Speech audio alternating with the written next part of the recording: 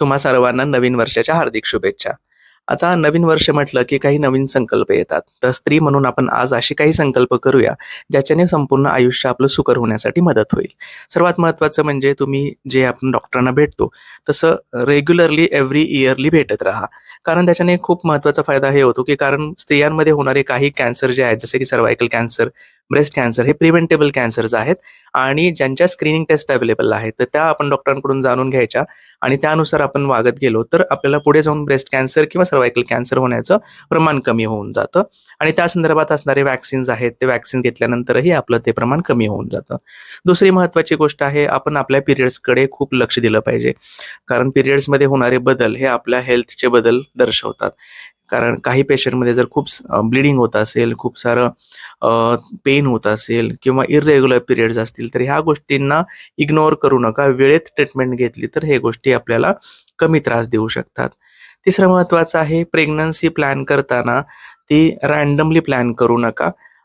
Pregnancy अचानक होत नाही. जेवढं शक्य असेल तेवढं तुम्ही प्रेग्नन्सी प्लॅन करून म्हणजे folic acid supplementations, thyroid related problems examine करून किंवा त्याच्याशी आपले जे प्रोटीन सप्लिमेंट आहे, ॲनिमिया करेक्शन्स आहेत, या सगळ्या गोष्टी केल्यानंतर प्रेग्नन्सी प्लॅन करा. याच्या व्यतिरिक्त पुढची गोष्ट आहे, जेव्हा तुम्ही प्रेग्नन्सी प्लॅन करत असता, तेव्हा 2 प्रेग्नन्सीमधलं अंतर हे ठेवणं फार महत्त्वाचं आहे. 2 प्रेग्नन्सीचं अंतर कसं ठेवायचं याचे वेगवेगळे कॉन्ट्रासेप्टिव्ह मेथड्स असतात. ते तुम्ही तुमच्या हेल्थ केअर प्रोव्हायडरकडून, डॉक्टरांकडून समजून घ्या, जाणून घ्या. तुमच्या शरीरासाठी जे बेस्ट आहे ते तुम्ही पॉसिबली ऑप्ट करू शकता.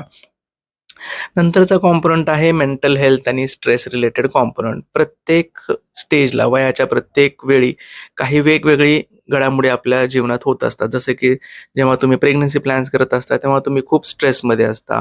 प्रेग्नन्सी राहिली की प्रेग्नन्सीच्या हार्मोन्समुळे होणारे काही आपले मूड स्विंग्स आहेत, ताणतणाव आहे, एन्झायटी आहे, याला फेस करायला लागतं. डिलिव्हरी झाल्यानंतर काही पेशंटमध्ये पोस्टपार्टम डिप्रेशनसारखं स्ट्रेस येतो, की आता मी कसं सांभाळणार हे सगळं? त्या रिलेटेड काउन्सिलिंग आहे. एक पिरियड असा येतो जेव्हा आपली पाळी जायला लागते, ज्याला आपण मेनोपॉज म्हणतो. मेनोपॉज नंतर आपल्याला काही शरीरामध्ये असे बदल होतात ज्याच्याने आपले मूड स्विंग्स किंवा ताणतणाव होऊन चिडचिडपणा वाढणे ह्या सगळ्या गोष्टी होतात. तर या सगळ्या गोष्टींची जाणीव आपल्याला हवी. त्याच्यानंतरचा कॉम्पोनंट आहे काही हार्मोन्सचे बदल आपल्या शरीरातले. आपल्या शरीरामध्ये जे हार्मोन्स FSH, LH वगैरे जे असतात त्यांच्यामध्ये होणाऱ्या बदलांमुळे PCOD सारखा प्रकार, लो MHचा प्रकार हा सगळ्या गोष्टी होऊ शकतो.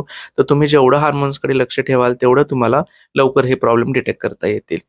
सोशल मीडियाच्या टिप्सकडे लक्ष द्या. मात्र जेव्हा फायनल डिसिजन घ्यायसाठी जी वेळ येते आपल्यावर त्याच्यासाठी आपल्या डॉक्टरांचाच सल्ला नेहमी महत्त्वाचा ठरतो.